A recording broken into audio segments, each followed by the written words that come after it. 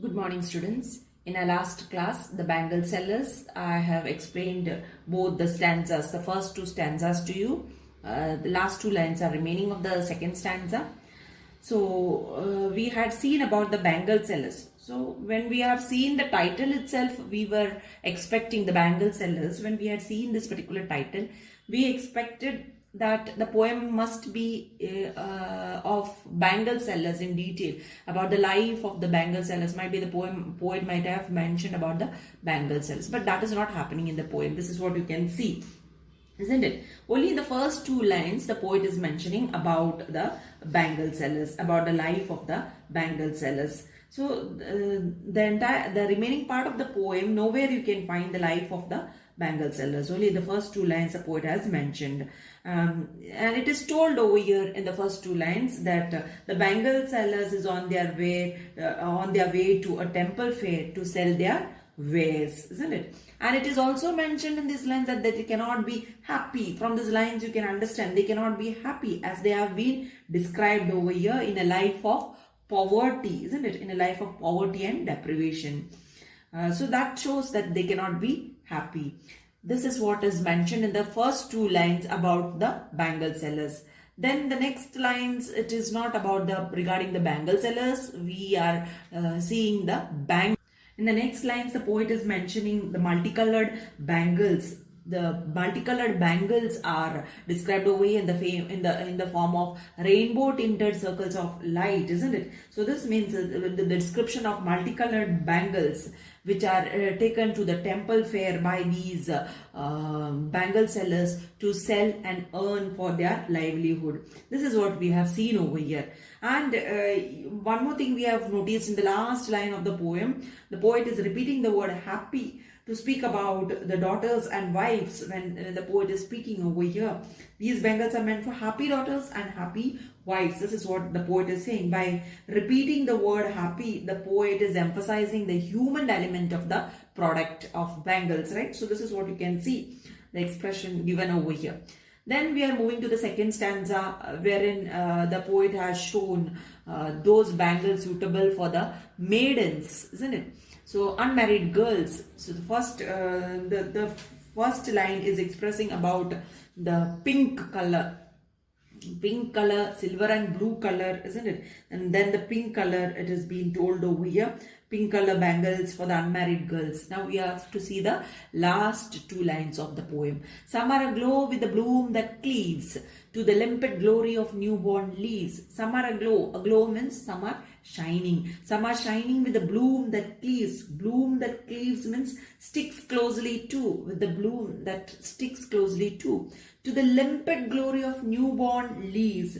To the limpid glory means the clear beauty of newborn leaves. Newborn leaves are green. So what is mentioned over here? The poet is speaking about the green bangles. The green bangles are mentioned over here, which are referred to the new bangles. So the mentioning of green bangles, which are again suitable for the unmarried girls. So we had seen silver, blue, pink color bangles, and now we are seeing the green color bangles which are made for the unmarried. So the poet is saying some are shining over here in these lines it is mentioned.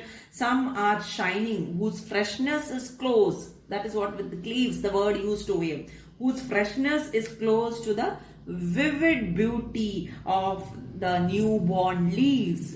Vivid beauty of the newborn leaves. This is what the poet is mentioning over here. Green color bangles whose freshness is close to the vivid beauty of newborn leaves. So all these kinds of bangles are suitable for the unmarried girls. These colors, whether it is silver, blue, pink or green, all this express their tender longings. Whose tender longings? In my previous class I have already mentioned this about the longings of the unmarried girls. So these colors express their tender longings. We are completing the second stanza of the poem. So we have seen first stanza with the setting and introduction and the introduction to the wares over here about the bangles, the colors of bangles, and then from there we are moving to the second stanza of the poem wherein we are introduced to the maiden bangles meant for the maiden unmarried girls. Okay, so this is what has been emphasized over here. So the color what is mentioned for unmarried girls over here is silver, blue, pink and green, okay, for maidenhood, for young unmarried girls. So these four colors are mentioned in the second stanza of the poem. So first stanza, once again I'm repeating, first stanza we have seen the setting, the introduction of the bangle sellers, and then we are about the wares, the poet is introducing about the wares also over here, and then we are moving to the second stanza of the poem wherein we are told about the different colors of bangles suitable for the maidens. So up to there we had seen. Let us move to the next stanza of the poem.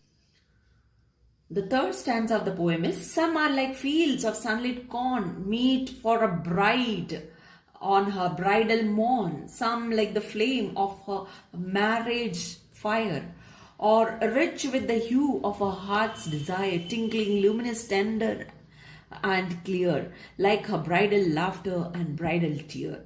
So here you can see some are like fields of sunlit corn. This is what the poet is saying. Some are like the fields of sunlit. Some are like the corn shining in the sun's rays. Some are like the corn. Corn, you know, corn. Corn is a corn plant. You might have heard. Corns, what you eat, cornflakes and all, isn't it? Which is used for making cornflakes. That corn is being mentioned over here. Some are like fields of corn. So fields of corn, you might have seen the fields of paddy, fields of wheat you might have seen in the picture. Similarly, the picture of corn also you might have seen, right? Fields of corn. So some are like those fields, poet is mentioning over here. Some are like the corn that is shining in the field. How it is shining? Because of the sun's rays. Because of the sun rays, it is sun's rays. These corns are shining. So some bangles are like that. So what do you understand from this? That these color is yellow. Okay. So the poet is mentioning about yellow color. So that is what the color you get when it shines over there in the field. So yellow color is mentioned.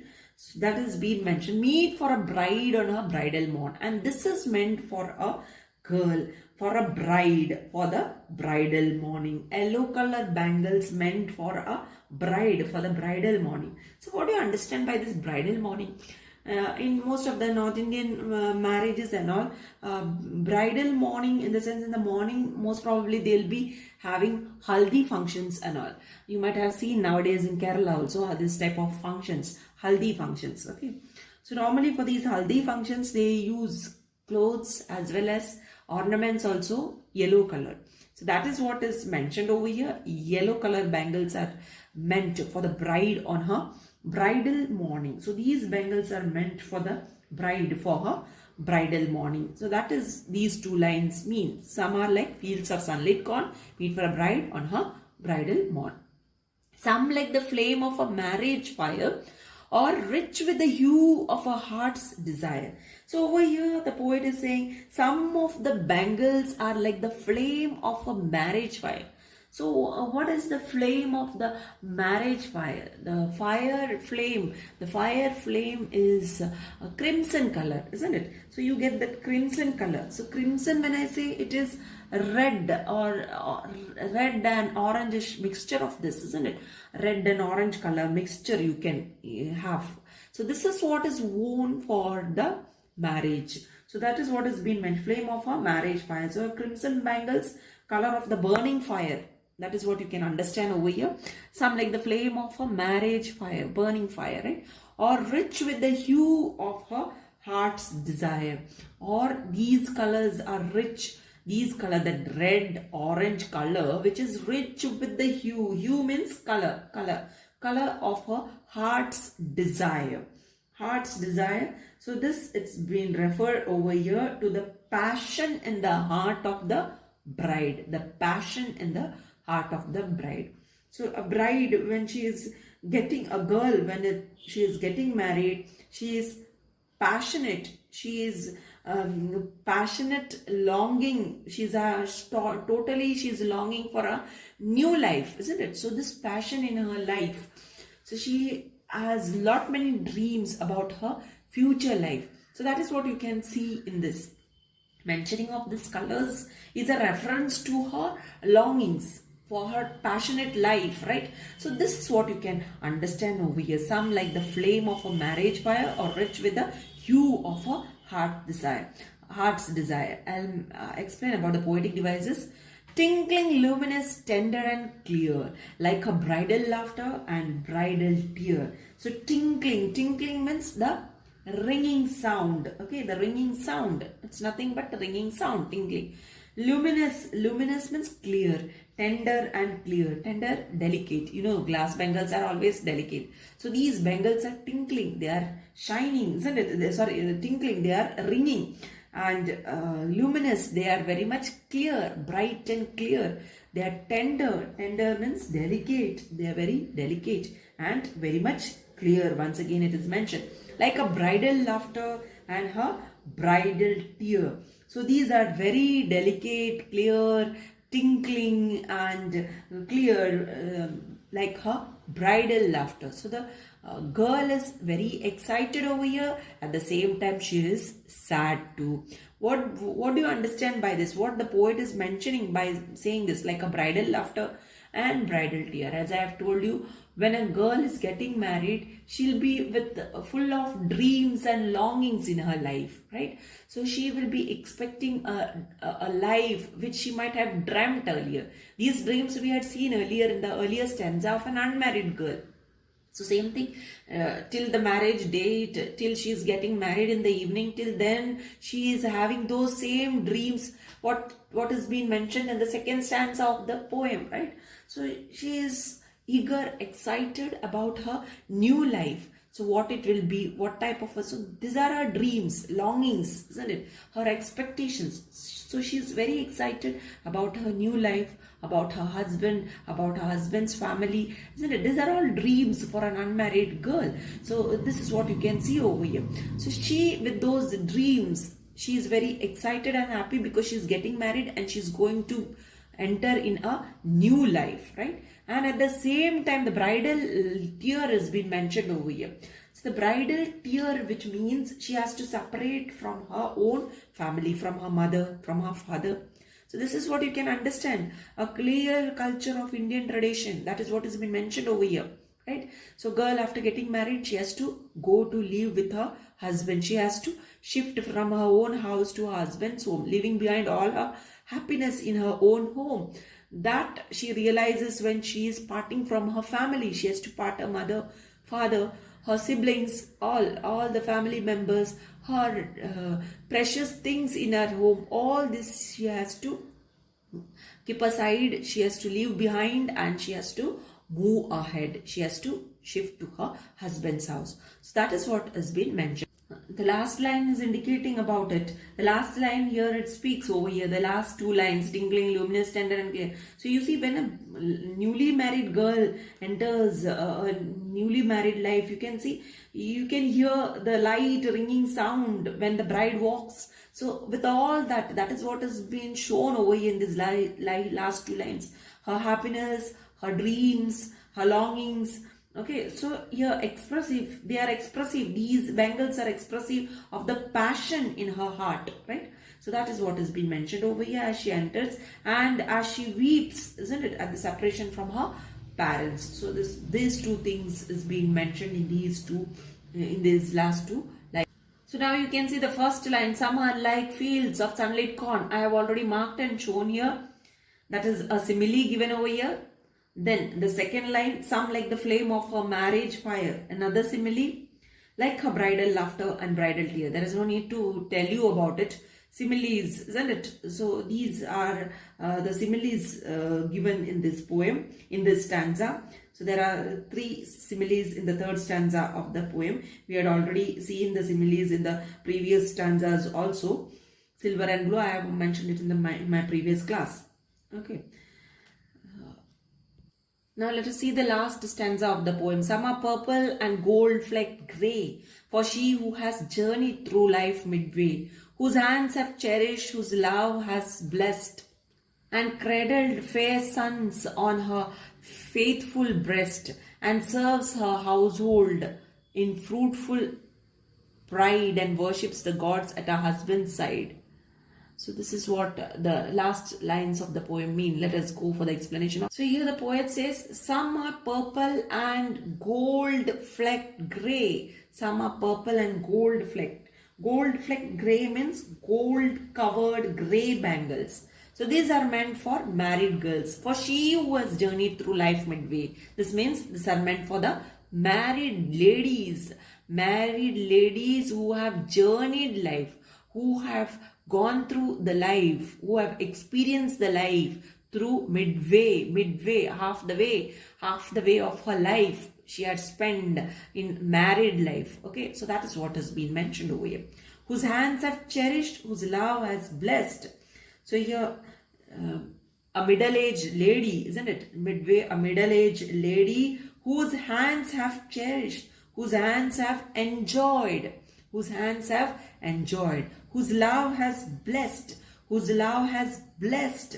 Okay, so a lady who has blessed, who has been blessed with children. That is the main happiness of a woman. That is what womanhood is, isn't it? When a lady gets married and when she gets children, she becomes a complete woman. So the one who has gone through. So that is why it has been said middle-aged lady. So a middle-aged lady who got married, whose hands have cherished, enjoyed.